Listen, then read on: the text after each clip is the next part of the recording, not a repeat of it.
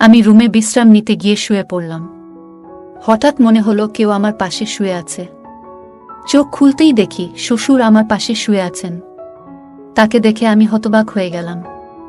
শ্বশুর আবার ভুলে গেলেন যে আমি তার বউ নই, আমি তার ছেলের বউ। আমি তাড়াতাড়ি নিজেকে মুক্ত করে বললাম, আমি আম্মুজি নই।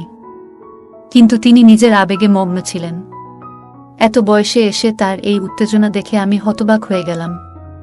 তারপর তিনি আমার হাত ধরে টেনে নিলেন। তারপর শ্বশুর বললেন, আমি তোমার সৌন্দর্য দেখে মুগ্ধ হয়েছি। বুঝলাম তিনি ভুলে গেছেন তিনি কার সাথে আছেন। তারপর আমার সাথে যা হলো তা কখনো কল্পনাই করতে পারিনি। আমার নাম লায়লা। আমি অনেক সুন্দর দেখতে, শরীরের গঠন আর নাই বা বললাম। একটু স্বাস্থ্যবান হওয়ায় আমাকে নাকি আরো বেশি সুন্দর লাগে, এটা সবাই বলতো। আমার গল্পগুলো তোমরা শুনো, কিন্তু সাবস্ক্রাইব করো না। দয়া করে গল্পগুলো ভালো লাগলে ভিডিওটি লাইক, শেয়ার এবং চ্যানেলটি সাবস্ক্রাইব করো প্লিজ। আমার স্বামী বাইরে কাজ করতেন এবং বাড়ি ফিরে বিশ্রাম নিতেন। গত কয়েকদিন ধরে গৃহস্থালির কাজের চাপে আমি খুব ক্লান্ত ছিলাম। আমরা নববিবাহিত আর আমার স্বামী সদ্য চাকরি পেয়েছেন। তিনি আমাকে তার সাথে বাইরে থাকার জন্য নিয়ে যেতে চেয়েছিলেন, কিন্তু বিয়ের খরচের কারণে আমি তাকে বলেছিলাম স্থায়ী হওয়ার পরে যেন আমাকে নিয়ে যায়। আমার স্বামী কাজে চলে যাওয়ায় আমাদের পরিবারও তাকে ছেড়ে চলে যেতে হয়েছিল। শ্বশুরবাড়ির সবাই অন্য শহরে থাকতেন। এই বাড়িটি আমার স্বামীর নামে ছিল এবং আমাদের বিয়ের পর আমরা এটি কিনেছিলাম। বিয়ের এক সপ্তাহ পরে শ্বশুর শাশুড়ি আমাদের বাড়ি ছেড়ে চলে যান। আজ আমার স্বামী বাইরে আর আমি একা। তিনি তার বাবা মাকে আমাদের বাড়িতে রেখেছিলেন যাতে তারা আমার সাথে থাকতে পারে। ক্লান্ত হয়ে রেল স্টেশন থেকে ফিরে আমি রুমে বিশ্রাম নিতে গিয়ে শুয়ে পড়লাম। হঠাৎ মনে হলো কেউ আমার পাশে শুয়ে আছে। আমার আতঙ্কে চোখ খুলতেই দেখি শ্বশুর আমার পাশে শুয়ে আছেন। তাকে দেখে আমি হতবাক হয়ে গেলাম। তার উপস্থিতি আমার কাছে অদ্ভুত মনে হলো, কিন্তু তিনি স্বাভাবিকভাবেই বললেন, সুমনা, তুমি খুব ক্লান্ত, আরামে ঘুমাও। আমি তাড়াতাড়ি বললাম, বাবা, আমি সুমনা নই, আমি লয়লা, আপনার ছেলে রিপনের বউ। তাড়াতাড়ি দরজার কাছে গিয়ে আওয়াজ করতে লাগলাম। শ্বশুরবাড়িতে শ্বশুরের এভাবে আসাটা খুব অদ্ভুত লাগছিল। হঠাৎ আমার শাশুড়ি ঘরে ঢুকে জানতে চাইলেন, তোমার শ্বশুর এখানে কি করছেন? তারপর বিব্রত হয়ে বললেন, তোমার শ্বশুর স্মৃতিভ্রংশে ভুগছেন, তাই হয়তো ভুল করে এখানে এসেছেন। আমি তখনই স্বস্তি পেলাম। শ্বশুরের ভুল বোঝার কারণে এই ঘটনা ঘটেছে, যা আমার কাছে ভয়ানক ছিল। এটি অন্যায় ছিল, কিন্তু আমার শ্বশুর স্মৃতিভ্রষ্টতার কারণে ভুল করে আমার রুমে এসেছিলেন। আমি দরজা বন্ধ করিনি, কারণ আমরা দুজনেই এই বাড়িতে একা থাকতাম। আমি আবার শুয়ে পড়লাম, কিন্তু ঘুমাতে পারছিলাম না। আমার স্বামী এখন বাইরে থাকে, তাই আমাকে শ্বশুর শাশুড়ির সাথে থাকতে হয়। প্রায় 2-3 মাস ধরে আমি একাই ছিলাম। সদ্য বিবাহিত হওয়ায় স্বামীর ইচ্ছা মেনে নেওয়া ছাড়া আর কোনো উপায় ছিল না। আমার স্বামীর পরিবার আমাদের বাড়িতে এলো। আমার শ্বশুর স্মৃতিভ্রষ্ট ছিলেন, যা আমাকে চিন্তিত করেছিল। এতদিন আমি জানতাম না, কিন্তু এখন বুঝতে পারলাম তার সাথে থাকা কঠিন হবে। বিয়ের পর পুরো 1 সপ্তাহ শ্বশুর শাশুড়ি আমাদের বাড়িতে ছিলেন। সেই সময় শ্বশুরের অসুস্থতার কোনো লক্ষণ দেখিনি, কিন্তু স্বামী চলে যাওয়ার পর তার স্মৃতিভ্রষ্টতা প্রকাশ পেল। এ অবস্থায় তার যত্ন নেওয়া কঠিন হবে। সারা রাত এভাবে ভাবতে ভাবতে সকালে রান্নাঘরে গেলাম নাস্তা করতে। তখনই শ্বশুর এসে হাত জোট করে দাঁড়ালেন। আমি চিন্তিত হয়ে বললাম, কি ব্যাপার বাবা, এভাবে হাত জোট করে দাঁড়িয়ে আছেন কেন? শ্বশুর বললেন, রাতে আমি ভুলে গিয়েছিলাম কোনটা আমার রুম আর কোনটা আমার বউয়ের। খুবই লজ্জিত। আমি যদি জানতাম এমনটা হতো না। ভবিষ্যতে যদি ভুল করি ক্ষমা করবেন। আমি বললাম, বাবা, আপনি আমার বর। যা হয়েছে ভুলে যান। এরপর তাকে বাইরে পাঠিয়ে চা নিয়ে আসলাম। আমারও খারাপ লাগছিল, কিন্তু শ্বশুরকে বিব্রত দেখে বুঝলাম আমারও ভুল ছিল। আমরা সবাই মিলে নাস্তা করলাম। তবে আমি আমার স্বামীকে খুব মিস করছিলাম। তিনি প্রতি কয়েক ঘন্টা পর পর ফোন করতেন। শাশুড়িও আমাকে খুব ভালোবাসতেন। আমাদের দিনগুলো ভালোই যাচ্ছিল। শ্বশুর শাশুড়ির আচরণে আমি অনেক হাসতাম। এটা একটা মজার ঘটনা ছিল। যখন আমার স্বামী ফোন করলেন, আমি বললাম, শ্বশুর শাশুড়ির সাথে থাকায় আমি একাকিত্ব অনুভব করছি না। তিনি বললেন, এজন্যই তাদের এখানে রেখে গেছেন। একদিন বিকেল 5টা, গরমের দিনে আবহাওয়া ভালো ছিল। আমি কিছুটা বাতাস নিতে বারান্দায় গেলাম। দোলনায় বসে মোবাইল ব্যবহার করছিলাম। হঠাৎ শ্বশুর এসে বললেন, তোমার হাত অনেক সুন্দর, তুমি অনেক সুন্দর, তোমাকে আগের মতোই সুন্দর লাগছে। এটা শুনে আমি লজ্জা পেলাম এবং উঠতে চাইলাম। তিনি আমার হাত ধরে টেনে নিলেন। আমি রেগে বললাম, বাবা আপনি কি করছেন? তিনি হেসে বললেন, লায়লা, আমি তোমার সাথে রোমান্স করব না? তোমার সৌন্দর্য দেখে মুগ্ধ হয়েছি। বুঝলাম তিনি ভুলে গেছেন তিনি কার সাথে আছেন। শ্বশুর আবার ভুলে গেলেন যে আমি তার বউ নই, আমি তার ছেলের বউ। আমি তাড়াতাড়ি নিজেকে মুক্ত করে বললাম, আমি আম্মু জি নই। কিন্তু তিনি নিজের আবেগে মগ্ন ছিলেন। এত বয়সে এসে তার এই উত্তেজনা দেখে আমি হতবাক হয়ে গেলাম। এই সময় মা ঠান্ডা হাওয়া খেতে খেতে বারান্দায় এসে জিজ্ঞেস করলেন, কি ব্যাপার, কোনো সমস্যা আছে? আমি উত্তর দেওয়ার আগেই মা শ্বশুরের হাত ধরে তাকে ছাদ থেকে নামিয়ে নিলেন। তিনি বললেন, শ্বশুরের দিনে কয়েকবার এমন খিঁচুনি হয়। পরের দিন রিপন ফোন করল। আমি তাকে বিষয়টি বলতে চাইলাম, কিন্তু মা এসে বললেন, তুমি তোমার বাবার কর্মকাণ্ডের কথা বলো। শ্বশুর জানতেন যে আমার স্বামী প্রতিদিন সন্ধ্যা 4টায় ফোন করে। শ্বশুর মোবাইল নিয়ে আসলেন এবং রিপনের সাথে কথা বলার সময় তাকে কথোপকথনে জড়িয়ে ফেললেন। অনেকক্ষণ পর যখন শ্বশুর ফিরলেন, তখন আমি রিপনের সাথে কথা বলার সুযোগ পেলাম না। মা বললেন, কেন কল কেটে দিল? এরপর বললেন, রিপনের একটি গুরুত্বপূর্ণ মিটিং আছে, রাতে ফোন করবে, তখন কথা বলো। সারা রাত অপেক্ষা করেও রিপনের কল পেলাম না। আমার শাশুড়ি পাশে বসে টিভি দেখছিলেন। তিনি বললেন, বৌমা, তোমার বাবার কাজের সঙ্গে রিপন এর কোনো সম্পর্ক নেই। দয়া করে তাকে এ বিষয়ে কিছু বলো না, নইলে সে টেনশনে পড়ে যাবে। আমি সময় মতো ওষুধ দিচ্ছি, তোমার বাবা তাড়াতাড়ি সুস্থ হয়ে উঠবে। আমি বিভ্রান্ত হয়ে মায়ের দিকে তাকালাম। তিনি বললেন, আমরা অনেক বছর ধরে বড় ছেলে ও পুত্রবধূর সঙ্গে থাকছিলাম। ওরা আমাদের খুব কষ্ট দিত, তাই রিপন যখন আমাদের এখানে থাকতে বলল, আমরা খুশি হলাম। তোমার বাবা সিডি থেকে পরে গুরুতর চোট পেয়েছিলেন। এরপর থেকে আমাদের বড় ছেলে ও মেয়ের জামাই আমাদের বাড়ি থেকে বের করে দিতে চেয়েছিল। রিপন আমাদের তার বাড়িতে রাখার সিদ্ধান্ত নিয়েছে এবং তোমার বাবার ওষুধের খরচ বহন করছে। জামাই, তুমি একদম অন্যরকম। তোমার বাবার ওষুধের খরচ বহন করছে এবং এখন সে এখানে এসে আমাদের সাহায্য করেছে। এখানে বসবাস করে আমি স্বস্তি পাচ্ছি। আগে ভয় ছিল যে রিপন তার ইচ্ছামতো বিয়ে করে বর পুত্রবধূর মতো কাউকে নিয়ে আসবে, কিন্তু তোমার সঙ্গে থেকে এখন স্বস্তি পাই। ছেলেটাও ভালো আর মেয়ের ভালো, তাই রিপনকে কিছু বলবেন না, যেন চিন্তিত না হয়। তোমার বাবার অবস্থা আগের থেকে ভালো, কিন্তু রিপন তার বাবা মায়ের প্রতি খুব সদয়। তিনি আমাদের সমস্যার সমাধানের জন্য আমাদেরকে তার বাড়িতে নিয়ে এসেছেন। যদি বলো তোমার বাবার খিঁচুনি আছে, রিপন কষ্ট পাবে এবং হয়রানি করবে। আমাদের সে ছাড়া আর কোনো সাপোর্ট নেই। আমরা ছোট ছেলের বাড়ি থেকে বের হলে কোথায় যাব? শ্বশুর শাশুড়িকে এই বৃদ্ধ বয়সে কোথায় নিয়ে যাব? মায়ের কথা শুনে মন ভেঙে যায়। বড় ছেলে ও পুত্রবধূর অবহেলার কারণে শ্বশুর শাশুড়ি তাদের বাড়ি ছেড়ে চলে এলেন। আমি শ্বশুর শাশুড়ির কষ্ট বুঝি, কারণ আমার বাবা মাও চলে গেছেন।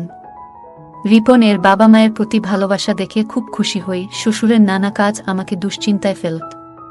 কখনো তিনি আমার কাছে আসতেন, কখনো কোলে নিয়ে যেতেন, কখনো প্রশংসা করতেন, যা আপত্তিকর মনে হতো। তিনি আমাকে নিবিড়ভাবে তাকিয়ে দেখতেন, আমার ঘরে প্রবেশ করার চেষ্টা করতেন আর আমাকে তার স্ত্রী মনে করে অদ্ভুত কাজ করতেন।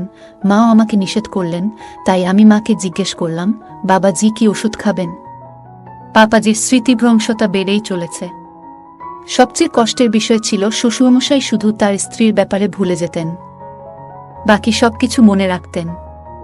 অনেক সময় ইচ্ছাকৃতভাবে তার ব্যক্তিগত জিনিস লুকিয়ে রাখতাম, কিন্তু তুচ্ছ জিনিসও তিনি মনে রাখতেন। তিনি শুধু আম্মুকে ভুলে যেতেন, আমাকে মা ভাবতেন না। মনে হতো তিনি স্মৃতিভ্রষ্টতায় ভুগছেন না। যদি ইচ্ছাকৃতভাবে করতেন তবে তাকে সহ্য করতাম না। স্বামীর চলে যাওয়ার পরে 3 মাস অনেক কষ্টে শ্বশুর শাশুড়ির সাথে কাটিয়েছি। রুমের দরজা বন্ধ করে ঘুমাতাম এবং সারাদিন মুখোমুখি না হওয়ার চেষ্টা করতাম। একদিন দুপুরে দরজায় তালা লাগাতে দেখলাম দরজাটা ভাঙা। চিন্তিত হলাম, কারণ সকাল পর্যন্ত দরজার তালা ঠিক ছিল। বিকালে ঘুমানোর সময়ও আমি সবসময় রুমের তালা লাগিয়ে রাখতাম, কিন্তু আজ তালাটা নষ্ট হয়ে গেছে। কোনোভাবে দরজাটা ঠিকমতো বন্ধ করেছিলাম।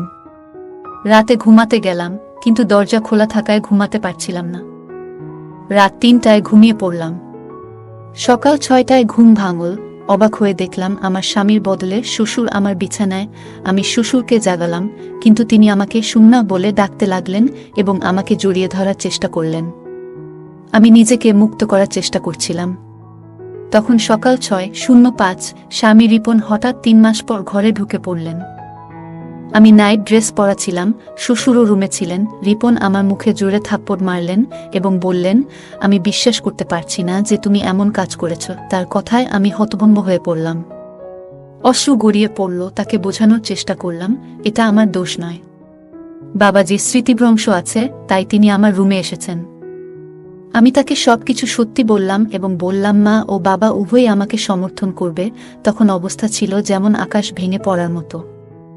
বুঝতেই পারিনি যে দুজনেই এমন দ্রুত রং বদলাবে। তখন শাশুড়ি কাঁদতে দেখে বলেছিলেন, রিপন, আমি তো তোমাকে আগেই বলেছিলাম তোমার স্ত্রী চরিত্রহীন। ওর আচার ব্যবহার খুব খারাপ। আমি অনেকদিন ধরে তোমাকে বলছি যে তোমার স্ত্রী তোমার বাবাকে পটানোর চেষ্টা করছে, সে তোমাকে ছাড়া থাকতে পারছে না, তাই এমন করছে। শাশুড়ি মা আরও বলেন, ও তোমার বাবার নয়, তোমার স্ত্রীরই দোষ। এই মেয়েটা খারাপ। মা তখন কান্নায় ভেঙে পড়লেন, আর আমি তাকিয়ে দেখছিলাম কতটা সহজে মিথ্যা বলছে সে। শ্বশুর বলল, তোমার স্ত্রী আমাকে প্রলুব্ধ করেছে। বলল, আমার সাথে রাত কাটাবে না বললে তোমাকে আমাদের সম্পর্কে মিথ্যা বলবে এবং আমাদের এই বাড়ি থেকে বের করে দেবে। বাবা বললেন, আমি একজন সৎ মানুষ, আমি কখনো কোনো নারীর দিকে তাকাইনি। আমি এই বৃদ্ধ বয়সে এমন পাপ করতে পারি না। তোমার স্ত্রীর কথায় আমার কোনো বিশ্বাস নেই। রিপন এর মুখ রাগে লাল হয়ে গেল। সে কিছু না বলে আমার হাত ধরে বলল, তুমি আমার মা বাবাকে কষ্ট দিচ্ছ, তোমার লালসা পূরণ হচ্ছে না বলে আমার টার্গেট হয়ে গেছ। গত 2 মাস ধরে আম্মু আমাকে প্রতিদিন ফোন করে তোমার কিছু ছবিও পাঠিয়েছে, কিন্তু আমি আম্মুর কথা বিশ্বাস করিনি। আমার বিশ্বাস ভেঙে দিয়েছ। আজকে আমার সব ভুল ভেঙে গেল। মা বারবার বলার পরেও আমি যদি না আসতাম তাহলে কিছুই জানতাম না। আমি স্বামীর পায়ে ধরে বললাম, তুমি জানো তোমার বাবা স্মৃতিভ্রষ্টতায় ভুগছেন। তিনি সকালে এক শূন্যতা থেকে আমার রুমে আসেন, আমাকে মা মনে করেন। আজও তেমন কিছু হয়েছে। আমি জানি না মা তোমাকে কি বলেছে, কিন্তু বিশ্বাস করো, আমি চরিত্রহীন নই। তোমার বাবাকে আমি নিজের বাবার মতো দেখি, তার সাথে খারাপ কিছু করব কেন? রিপন বলল, আর কিছু শুনতে চাই না। সব শেষ। আমি বললাম, ভগবানের দোহাই, এসব বলো না, আমার সংসার ভেঙে যাবে। আমি মা বাবাকে অনুরোধ করেছি সত্যি বলার জন্য, কিন্তু কেউ কিছু বলল না। তিনি বললেন, আমি এমন কিছু করছি না। আমার স্বামীকে প্রতারণা করিনি। তোমার বাবার সাথে সম্পর্ক থাকা মানে আরও লোকের সাথেও সম্পর্ক থাকতে পারে। আমি কখনোই তোমাকে বোকা বানাইনি। আমার স্বামী বলল, তুমি বারবার বোকা বানানোর চেষ্টা করছো। আমি আর বোকা হব না। বাবার মিথ্যা কথা বলার রোগ নেই। রিপন চুপচাপ ছিল। তারপর বলল, তুমি এখান থেকে চলে যাও। স্বামী আমাকে ধাক্কা দিয়ে বাড়ি থেকে বের করল। আমি মাথা ঘুরে পড়ে গেলাম। জ্ঞান ফিরলে দেখি আমি হাসপাতালের বিছানায়। আমার বিধবা বোন পাশে বসেছিল। স্বামীর সাথে সুখ না পেয়ে বোনের দুঃখ ভাগ করে নিচ্ছিলাম। আমার বোন আমাকে বলল, তুমি কি করেছ? আমি বললাম, কিছু না। বোন বলল, আমি সব জানি। শ্বশুর শাশুড়ি তোমার বিরুদ্ধে ষড়যন্ত্র করেছে। তুমি কান্না থামাও, তারপর সব খুলে বলো। আমি সব খুলে বললাম আমার বোনকে। সব শুনে সে বলল, তুমি এতটা বোকা কেন হলে? এতদিন চুপ করে সহ্য করলে কেন? তোমার স্বামীকে বললে না কেন? তোমার শ্বশুরবাড়ির লোকেরা কেন এমনটা করছে? আমি জানতাম না কি করতে হবে। রিপন আমাকে বাড়ি থেকে বের করে দিয়েছে। দিদি বলল, এমন লোকের সাথে থাকার কোনো মানে নেই যে তোমাকে বিশ্বাস করে না। তোমার শাশুড়িও খারাপ ব্যবহার করেছে। প্রায় 1 সপ্তাহ পর রিপন ডিভোর্স পেপার পাঠাল। আমি জানতে চাইলাম আমার শ্বশুর শাশুড়ি কেন এমন করছে। আমি আমার ছোটবেলার বন্ধুকে বললাম, সত্যিটা জানার জন্য শ্বশুরবাড়িতে যে কাজের মেয়ে হিসেবে ঢুকে সব দেখে আসো। সে রাজি হলো। পরের দিন সে কাজের মেয়ে হিসেবে শ্বশুরবাড়িতে ঢুকল। আমার শাশুড়ি তখন একা ছিল এবং তাকে সাহায্য করার জন্য কাউকে খুঁজছিল। বন্ধুটি বলল, সে সব কাজ করবে। কাজের মেয়েটি আমার শ্বশুরবাড়িতে ঢুকে সবার আস্থা অর্জন করে এবং ঘরের সব খবর রাখতে শুরু করল। সে জানতে পারল যে আমার স্বামী এখন আর বাইরে কাজ করেন না, বরং একই শহরে আছেন। 2 শূন্য দিন কেটে গেল। আর আমার বন্ধু সব শোনার পর শ্বশুরবাড়ির সব কথাবার্তা আমাকে জানাল। আমি বুঝতে পারলাম আমার সঙ্গে খারাপ আচরণের কারণ হলো আমার স্বামীর বড় ভাইয়ের বউয়ের কঠোর স্বভাব। শাশুড়ি বললেন বড় ছেলের স্ত্রী খুব খারাপ এবং লোভী ছিল, আর আমার শ্বশুর শাশুড়ির উপর অনেক অত্যাচার করেছে। শ্বশুর মশাই অনেক কিছু জানলেও তার ছেলে কিছু বলেনি। আমার স্বামী ছিল আলাদা। তিনি শহরে থাকতেন এবং নিজের উপার্জিত অর্থে আলাদা বাড়ি কিনেছিলেন। পরে বাইরে কাজ করতে গিয়েছিলেন। শ্বশুর মশাই যখন বুঝলেন যে ছোট ছেলে অনেক উন্নতি করেছে, তখন শ্বশুরবাড়ির লোকজনকে বললেন, কোনোভাবে আমার ছোট ছেলের বাড়িতে ঢুকে তার বউকে বের করে দাও, আর তারপর আমাদের সেখানে নিয়ে যাও। এভাবেই তারা আমার বিরুদ্ধে ষড়যন্ত্র শুরু করল। তারা আমাকে দোষারোপ করে সমাজে অপদস্থ করার পরিকল্পনা করল। তাদের লক্ষ্য ছিল আমার স্বামীকে প্রভাবিত করে বাড়িটি তাদের নামে করিয়ে নেওয়া। বড় ভাইয়ের বউ এবং ভগ্নিপতি খুব লোভী হয়ে পড়েছিল এবং তারা এই বাড়ি নিজেদের নিয়ন্ত্রণে নিতে চেয়েছিল। তবে তারা জানত না সম্পত্তি হস্তান্তর এত সহজ নয়।